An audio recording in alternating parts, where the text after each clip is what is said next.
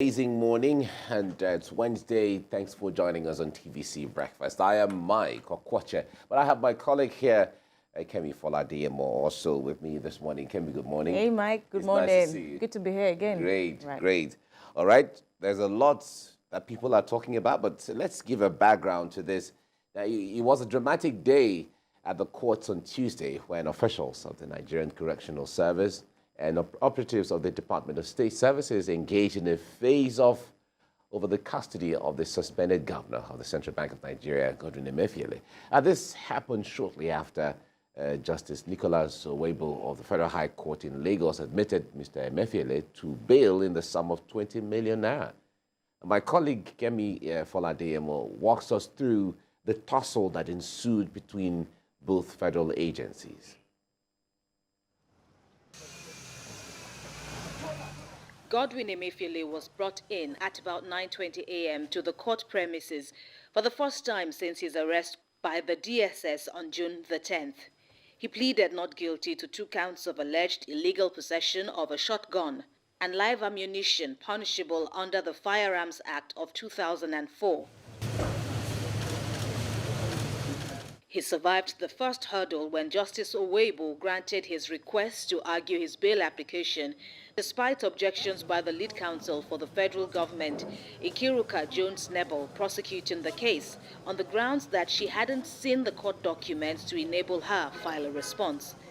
The defense counsel, Joseph Daudu, SAN, had told the court that the Office of the Attorney General of the Federation had been served with the documents since last week.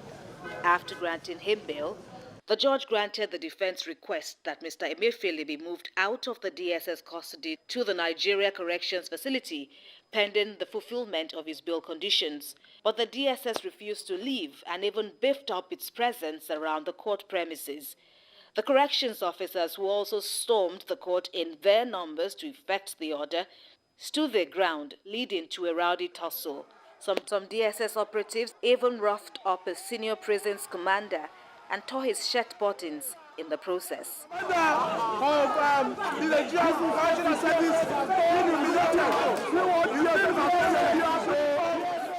In the end, the corrections officials left the court premises, leaving the defendant with the DSS.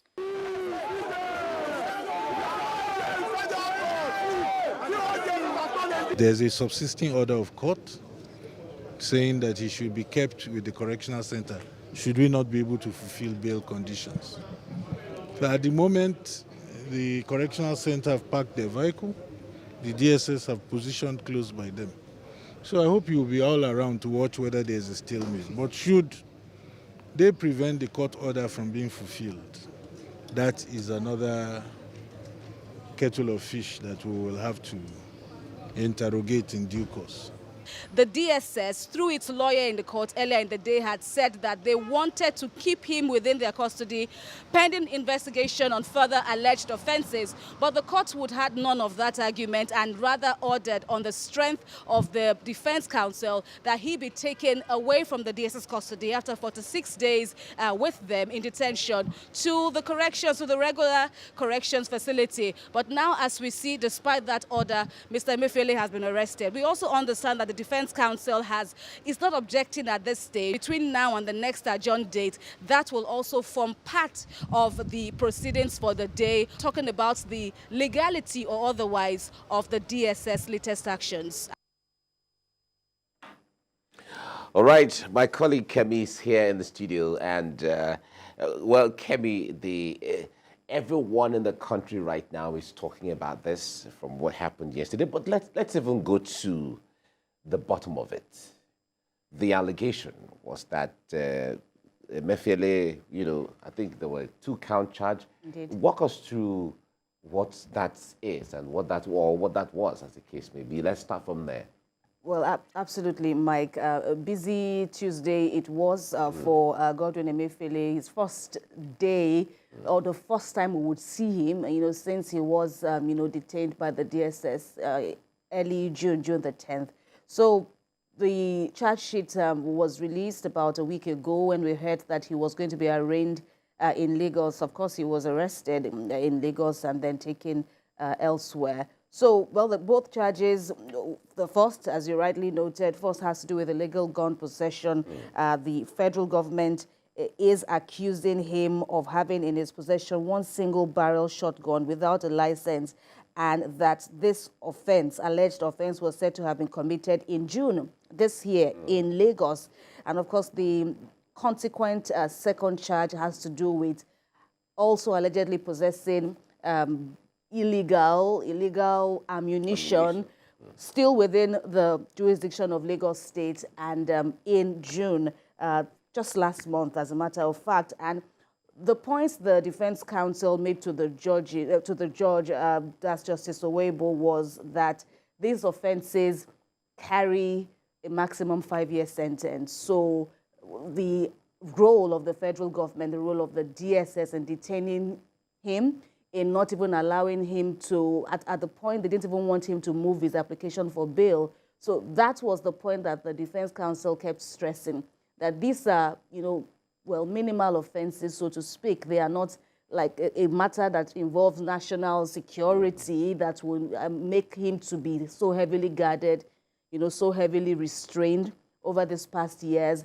And they also, played on the issue of how he looked, that this is somebody who needs medical treatment. He needs to be taken out of the custody of the DSS. Well, the judge also spoke to that effect now, talking about the offenses that he will now have to answer to. But of course, that case will finally open. His case, Emefiele's case, will finally open on November the 14th. So we will also be seeing what witnesses. We understand that the witnesses are largely DSS operatives, and there was also an issue of what they would also come and say, the capacity to allegedly intimidate these witnesses, also that was also part of the body language being displayed by the federal government, saying that this is a very powerful individual, a renowned banker, and well, this might just be the start of his legal troubles, because that also seemed to have been reflected yesterday. We understand that the DSS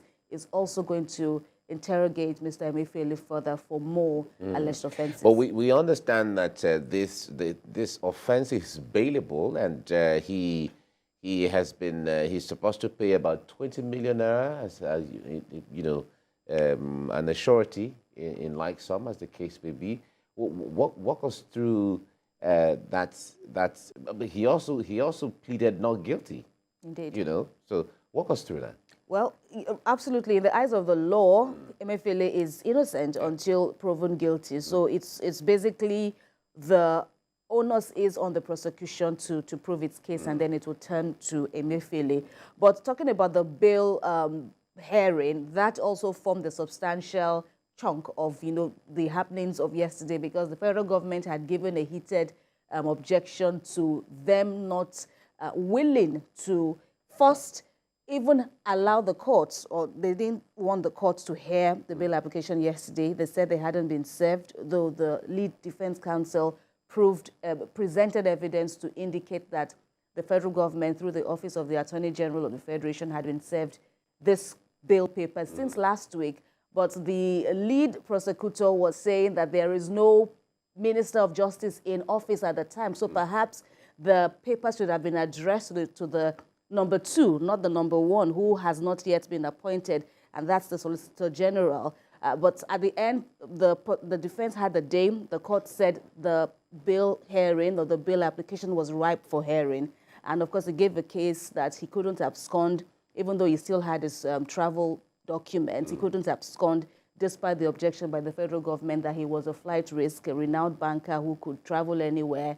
He could also intimidate, the witnesses. But the court sided with the defense, saying that these witnesses are not even bankers like him, but DSS operatives. So where is the capacity for him to intimidate anyone, especially in the ranking of a DSS operative? And yes, he has to.